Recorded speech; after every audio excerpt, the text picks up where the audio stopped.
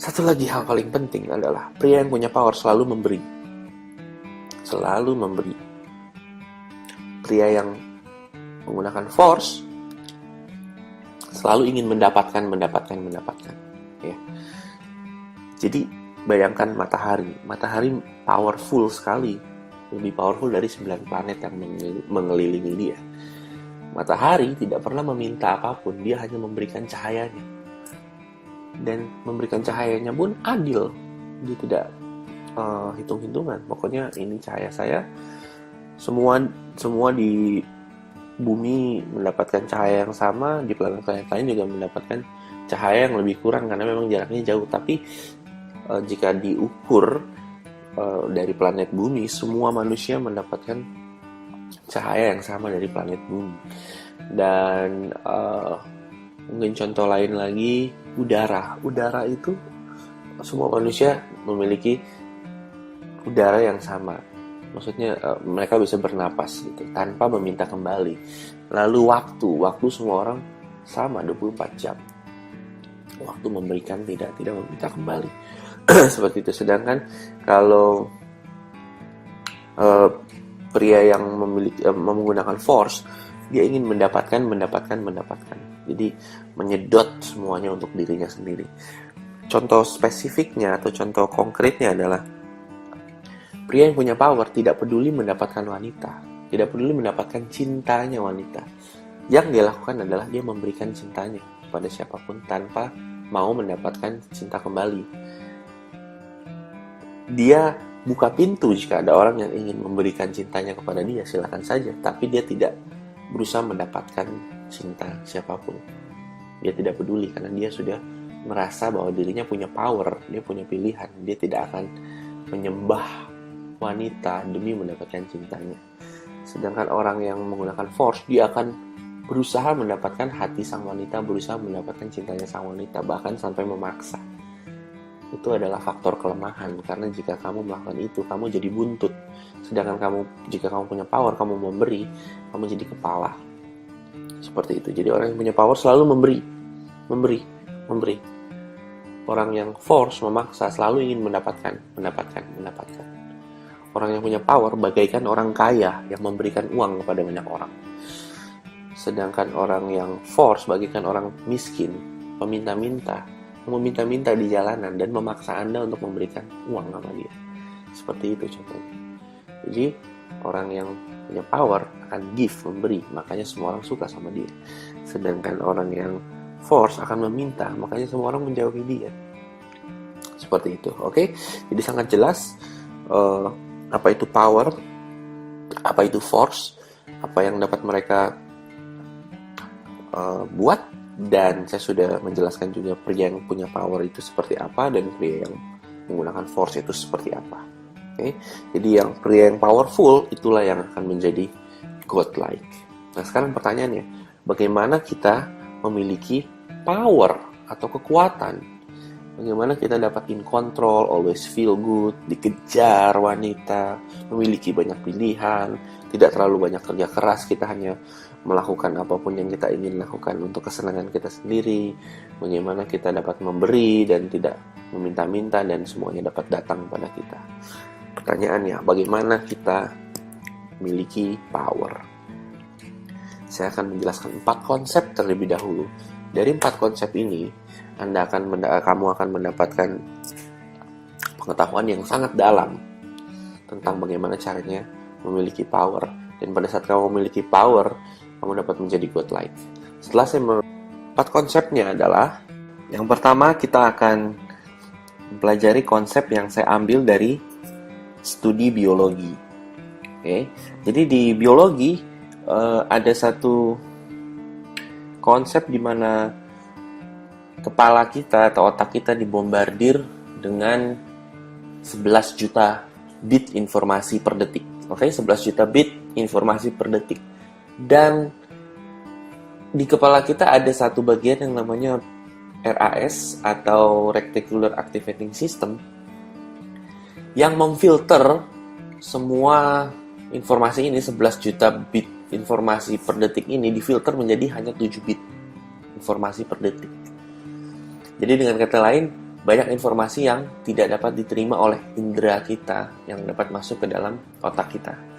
Karena dari 11 juta bit informasi difilter menjadi hanya 7 bit informasi per detik. Sangat jauh sekali bedanya. Nah, binatang-binatang, makhluk hidup yang lain seperti anjing, kelelawar, dan lebah, mereka memiliki kemampuan untuk melihat dan menerima informasi lebih banyak dari manusia. Karena indera mereka lebih peka. Oleh karena itulah kenapa anjing dapat mendengar dan mencium sesuatu yang kita tidak bisa dengar dan tidak bisa cium. Lebah dan kelelawar dapat melihat hal-hal yang kita tidak dapat lihat. Karena lebah, ya tahu sendiri ya, matanya itu majemuk banyak. Jadi dengan kata lain, ada hal-hal yang kita tidak dapat lihat. Ada hal-hal yang terfilter oleh otak kita. Dan otak kita memfilter hal-hal yang menurut kita tidak mungkin atau tidak penting. Saya ulangi, otak kita memfilter hal-hal yang tidak mungkin atau tidak penting menurut kita. Yang mungkin dan penting akan kita dapat lihat karena otak kita dapat menerimanya. Tapi yang tidak mungkin dan tidak penting tidak akan masuk ke dalam otak kita informasinya. Oleh karena itu, kamu pasti sering melihat orang yang sepertinya selalu beruntung, selalu tahu kapan dan tempat yang benar untuk mendapatkan wanita idaman gitu. Atau dia selalu tahu apa yang harus dia lakukan. Atau dia selalu dapat melihat kesempatan. Sepertinya dia dapat mempunyai banyak ide. Nah, itu terjadi karena dia memikirkan sesuatu yang mungkin dan penting bagi dia yang kamu sendiri tidak pikir bisa, atau itu tidak mungkin, atau itu tidak penting bagi kamu, tapi bagi dia penting. Oleh karena itu, itulah mengapa dia sepertinya mempunyai keberuntungan yang lebih beruntung dari kamu gitu. Karena informasi yang masuk ke dalam kepalanya adalah informasi yang dia inginkan, dan itu yang penting, dan itu yang mungkin buat dia. Nah, oleh karena itu, jika kamu berpikir tidak mungkin wanita cantik akan datang dengan sendirinya dan berkenalan dengan kamu, jika kamu berpikir seperti itu, maka kesempatan-kesempatan di mana wanita akan datang kepada kamu akan difilter oleh otak kamu. Kamu tidak akan dapat melihatnya. Oke? Bahkan banyak wanita yang mungkin ingin berkenalan atau ingin jadi pacar kamu atau ingin bersama kamu, namun kamu tidak bisa lihat itu karena menurut kamu itu tidak mungkin. Jadi kamu tidak dapat melihat kesempatan atau kemungkinan bahwa hal itu bisa terjadi. Namun jika kamu berpikir hal itu mungkin, maka otak kamu akan mulai mencari bukti. Dan pada saat mencari bukti, kamu bisa melihat kesempatan.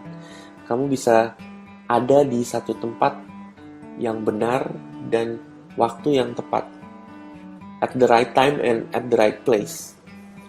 Karena otak kamu sendiri yang dapat melihat kesempatan tersebut. Namun, otak kamu tidak akan bisa melihat kesempatan tersebut jika kamu filter. Oke? Jadi, sangat penting untuk mengoperasikan otak kamu sendiri supaya informasi yang kamu inginkan itu tidak terfilter. Nanti saya akan ajarkan apa saja yang harus kamu pikirkan, apa saja yang harus kamu pikir itu mungkin untuk dapat melihat kesempatan yang ada. Oke, jika kamu dapat melakukan ini, kamu akan tampak sepertinya selalu beruntung. Oke. Nah, mungkin kamu ingin bukti lebih konkret bahwa hal ini memang benar-benar nyata. Kamu dapat melakukan eksperimen. Eksperimennya adalah pikirkan hal yang kamu pikir, jangan hal deh, mungkin sebuah benda. Pikirkan benda yang kamu pikir jarang kamu lihat atau langka. Pikirkan terus. Maka setelah kamu jalan-jalan atau setelah kamu melakukan rutinitas kamu sehari-hari, kamu akan melihat hal tersebut malah banyak di mana-mana. Contohnya dari kasus saya dulu, saya berpikir bahwa mobil Alphard itu langka. Dulu waktu awal-awal keluar ya, Toyota Alphard. Karena mobil Alphard itu mahal, 1 miliar pada waktu itu.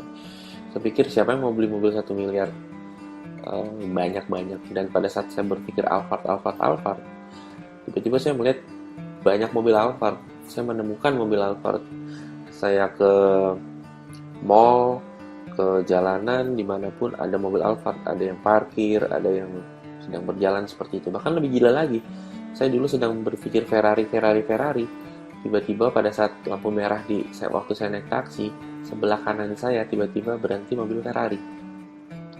Saya sangat shock. Dan pada beberapa saat kemudian, setelah lampu hijau saya jalan, sekitar setengah jam kemudian, di jalan yang berbeda, tiba-tiba lewat kembali satu mobil Ferrari yang berbeda dari yang saya lihat. Jadi dalam satu hari 2 mobil Ferrari saya lihat, karena saya berpikir Ferrari. Alangkah anehnya, bukan? Itu karena otak saya menangkap informasi yang tidak dapat saya lihat sebelumnya. Oke, ya mungkin terdengar sepertinya aneh bagi kamu. Namun jika kamu cukup open-minded dan ingin menjadi godlike, kamu akan melakukan eksperimen ini dan kamu akan percaya dengan hal-hal yang sepertinya mustahil namun mungkin. Tapi jika terlalu aneh untuk kamu dapat kembali ke level 2, yaitu mengejar wanita. Oke? Lakukan eksperimen tersebut. Dan pada saat kamu lakukan itu, kamu akan lihat bahwa jika kamu pikir mungkin dan jika kamu mengarahkan pikiran kamu untuk hal-hal yang kamu pikir tidak mungkin jadi mungkin, dan kamu mengarahkan pikiran kamu untuk menuju ke satu arah tertentu, maka otak kamu akan memfilter hal-hal yang tidak ada hubungannya dengan apa yang kamu inginkan. Oke? Jadi ini sangat penting sekali. Oke, konsep berikutnya adalah